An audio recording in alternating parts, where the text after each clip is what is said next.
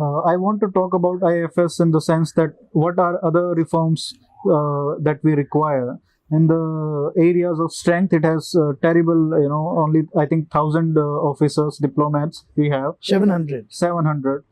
Some 700 odd. And then there is the problem of quality also, right? Yes. So can you talk about these Sure. two issues? Look, the Indian Foreign Service is our interface with the world in the diplomatic realm. Earlier, the Foreign Service was a very highly sought service during Nehru's time.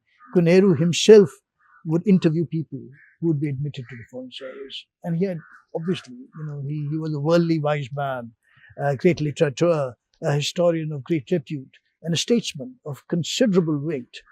When you interview, he'll also gauge the candidates, according to his very high standards. All that is gone. Now, why were people attracted to IFS in the first place? Besides the better monies, postings abroad, you saw the world at the public expense. Let me be very clear about it.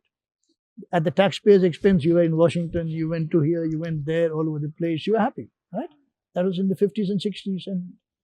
But now, anybody can go abroad. Going abroad is not a big thing. You see, even clerks and chowkidars now go to Singapore over the weekend or to Gulf for a holiday.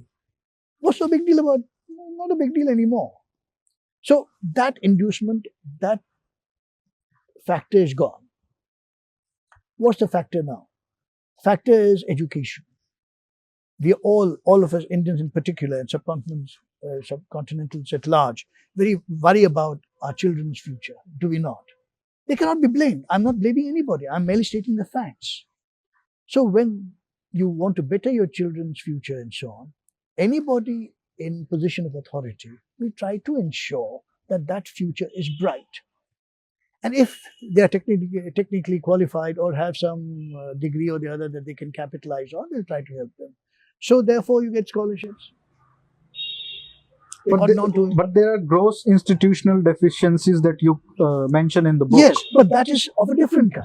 Okay. What happens is, with lower standards generally of those entering the civil services, not just foreign service, even administrative services are, the quality has plummeted. Why? You have an MBA coming out of, say, Ahmedabad, whose entrance level salary into the corporate world is 1 crore rupees. That's the kind of packages you get. Civil servant starts with what? How much money? 60,000 a month. 30, 40, 50,000 a month. Huh?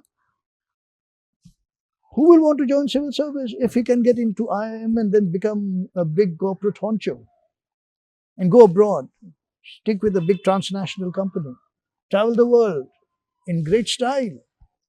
You have no style now. You're traveling Air India in something, somewhere you put up in pokey hotels, civil servants. So there's no style anymore. So that is gone. So a very bad quality of people who can't make it elsewhere in the outside world come into the government. So progressively, the standard of civil servants keep going down. This is where, and this plight is suffered by the civil services as well as the foreign services. And therefore, we are in the state we are. Secondly, they are all generalist civil servants. Is that right? Like any civil servant, there's a history major or philosophy major. What Today are they? in this department, tomorrow that department. But And IFS is one service where they remain, their desk may change from one country to another. But unlike the normal civil service, administrative service, here the orientation remains the same. Yes, but then, your language, for instance, you're given a language specialization. Arabic, Spanish, Chinese, and so on and so forth. Lately, the Chinese specialists have gotten a leg up, right? Except usually what happens is, if you're in Arabic, you'll be put in Latin America. That doesn't make any sense. That's right, but that's how it is. Because all posts are rotational. They don't keep to the discipline of the language. If you And then got there is very rigid hierarchy very rigid where hierarchy. if you are a smart person in say 30 years and well read, better read than say a person who is 50 years old, you will never be promoted ahead of him. No, never, because that's time grade promotion to a stage. Then you'll get some people don't from the IFSA. IFSA are the normal class one service. IFSB are people come as stenographers and secretaries and become. And they have no incentive to deliver also. So you have all these problems there.